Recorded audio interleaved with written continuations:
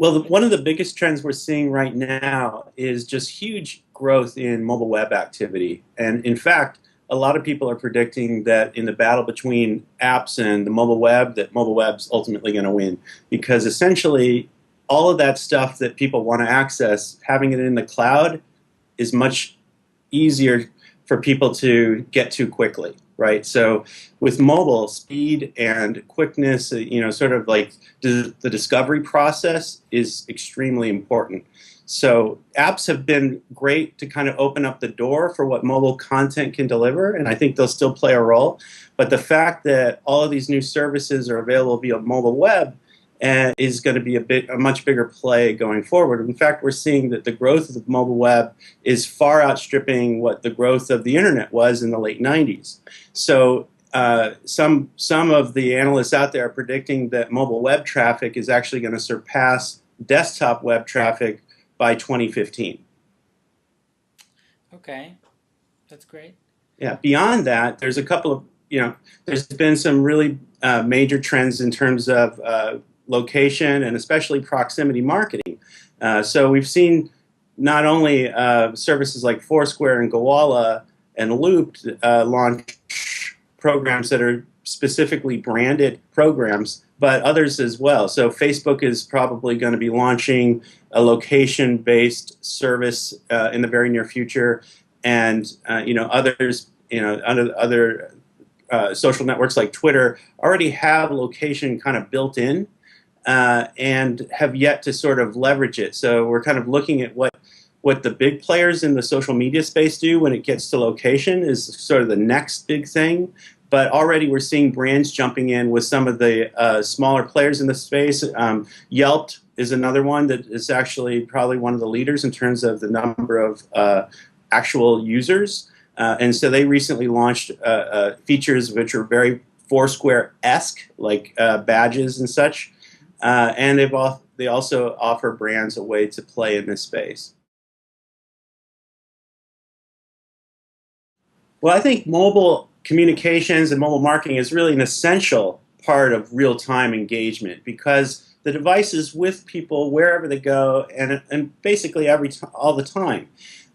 Even in the middle of the night, they're seeing that, especially among younger demographics, that people will check social networks when they wake up in the middle of the night because they have their cell phone next to their bed. So it's really it's becoming the first screen for many of the brand marketers out there. So and media companies. ESPN recently stated at the Mobile Marketing Forum that they consider it now their first screen when they start looking at the new services they're offering. Google has also said that whenever they're launching a new innovation, that they look for how it's going to impact mobile first.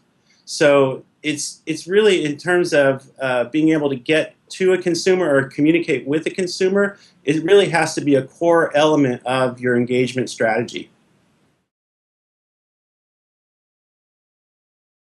Well, there's a couple of really good examples. When I was at the Mobile Marketing Forum a couple of weeks ago, I had the pleasure of sharing the podium with Jamie Miller of Carrabba's Italian Grill and the two of us talking about their program that leveraged Foursquare for businesses. Now, they were actually the first nationwide restaurant chain to launch specials across all of their locations, over 250 locations, I believe, across the U.S., and offering specials for mayors.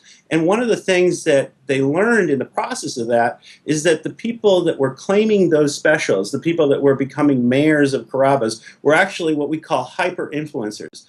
We could see that by looking on Twitter when they were actually posting to Twitter that they'd claimed their mayorship of a Carrabba's, and we could see that they all had, for the most part, over 100 followers on Twitter, some thousands of followers. So Carrabba's was reaching a very special group of people, not just the average Twitter user, but really influential Twitter users. And we've seen that in general, people on Twitter tend to be, the ones that are active on Twitter tend to be more influential and more interested in engaging with brands than other social networks in general.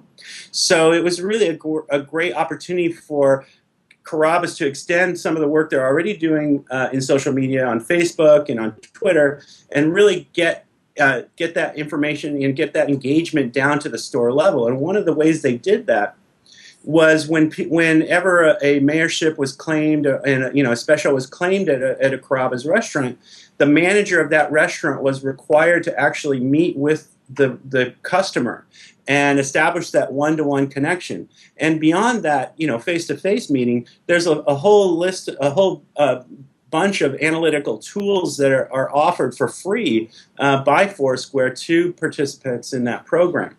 But other brands are doing this kind of work as well. In fact, Maurice's, it's a women's apparel brand that we work with, one that has over 750 locations across the United States, but mostly in rural communities, has leveraged social media in a very big way. They have over 80,000 fans, or on their Facebook account, and on mobile, we launched a program with them in January called the Mobile Style Club. We actually launched it on Facebook, so we got our initial opt-ins for that program off of Facebook, but it was then subsequently integrated into every consumer touch point that they had, including their website and their stores. Their associates wore lanyards that said text style to 87812.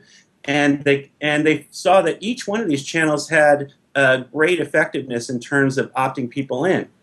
And again, they've seen this group grow at over 5,000 per month since it launched in January. And one of the really exciting aspects of it is that we've enabled two-way messaging on this group. So besides the ability to send out alerts, which we do regularly, we can also get feedback from the group. And we set up a keyword, OMG, that customers can use to text back their questions or comments or thoughts. And then what we allow the brand to do at that point is to look at those messages coming in and provide, and we can give them direct message feedback. So it's essentially a chat that opens up with any customer that we choose out of this group of people that are giving us feedback. So it's a really unique way to deliver customer service, in fact, in real time via text messaging.